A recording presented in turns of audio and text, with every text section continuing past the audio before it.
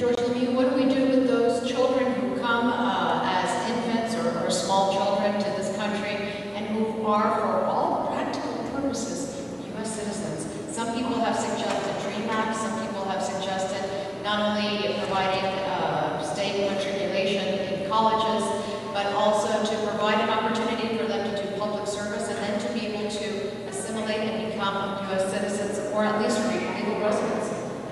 It's a very challenging issue, and it's one that I worked on when I was in the U.S. Senate. Ann and I actually spent a lot of time on the phone. She helped me understand the importance of this issue.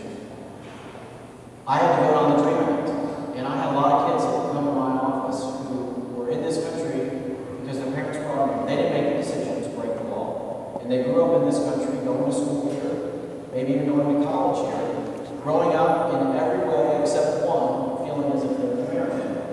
And then when they go to try to find a job, they can't get one because they can't get a Social Security number and they're not here legally. And there's a lot of real tragic stories of kids even going to other states on school trips and then getting, pulled over for some reason and then getting deported. It's something that we have to deal with. But what we tried to do, and I really worked on this, was to try to pair doing something about those kids who were brought here through no fault of their own, but pairing it with border security. I voted on a lot of measures when I was in the U.S. Senate to increase border security. I went to Arizona on the invitation of Senator Kyle, and we toured the entire border, either on foot, in a jeep, or by helicopter or plane. And we saw what's working in Arizona. Yuma, Arizona, for example, has stopped illegal immigration by 95%. And we can use that as a model for other places along the border.